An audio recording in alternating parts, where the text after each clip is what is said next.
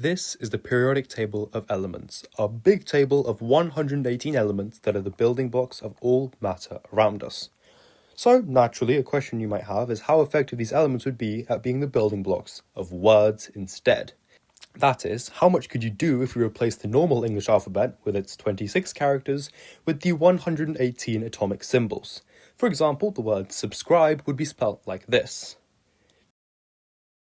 Now do it. Well, the first thing we should consider is how many normal English letters we have, since every word can be spelt with those, and running through the table we get 14 single letters, which I've listed in alphabetical order here.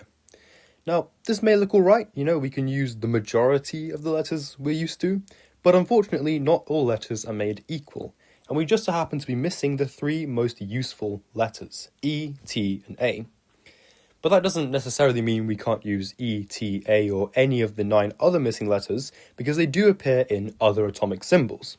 Right here we've got all the symbols that contain an A, T, and E, and there are quite a few, but it's still a lot more restrictive than normal. Additionally, there are 2 letters you will never see, being J and Q, which are the second and third least common letter used in English respectively, so it's not really a huge deal. But back to the 2-letter combos. It may seem kind of silly to see how many of those we can make with our symbols. It just feels like the exact same thing we did with single letters, but add in some more possibilities for no particular reason. But this is relevant because most English words aren't one letter long, they're multiple.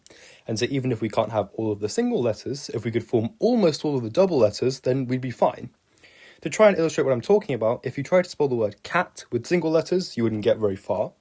But consider letter pairs and all of a sudden, it's easy. So here we can use a little maths to work out how many unique letter pairs we have. There are 14 single letters, so from them alone we get 14 squared, 196 pairs, and adding the remaining 104 elements, we would get a solid 300. But some of those 104 symbols consist of pairs of single letters we already have. So we have to subtract 26 to get a final total of 274. Looking purely at the numbers, that's even worse than before, because we only have 274 out of 676. It doesn't get much better when we look at the most common pairs, because we're missing half of them. And some of the pairs that we do have access to are kind of useless, like KV and VK. Now, if you're interested, there are actually English words containing these substrings. We've got aquavit, an alcohol, and chevkenite, which itself is actually a mineral with this really weird and wacky chemical formula, and coincidentally can be spelled fully using our elemental alphabet. Okay, fine. This clearly isn't really working, and it's like watching a car crash in slow motion. But we can try and salvage it with one last throw of the dice, by moving up to the level of words. Looking at the 75 most common words in the English language, we can spell 29 of them.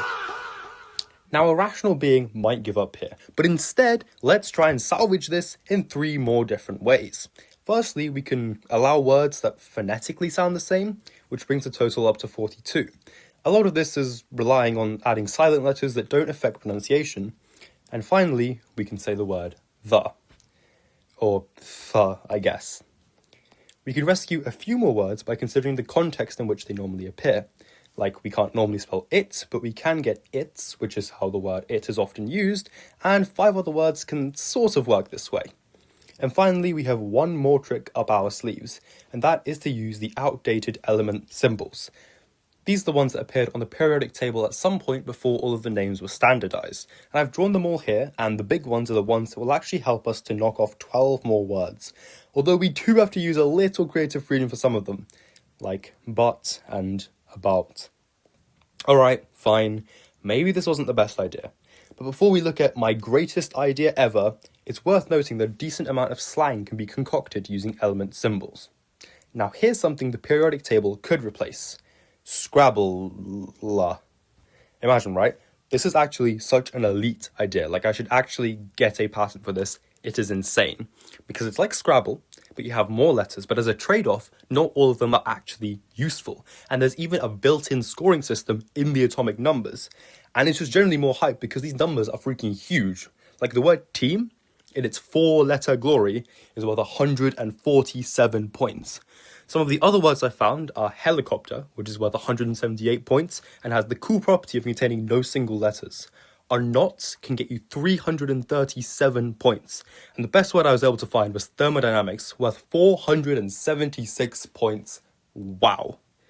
Anyway, if you can find anything better, please comment it down below.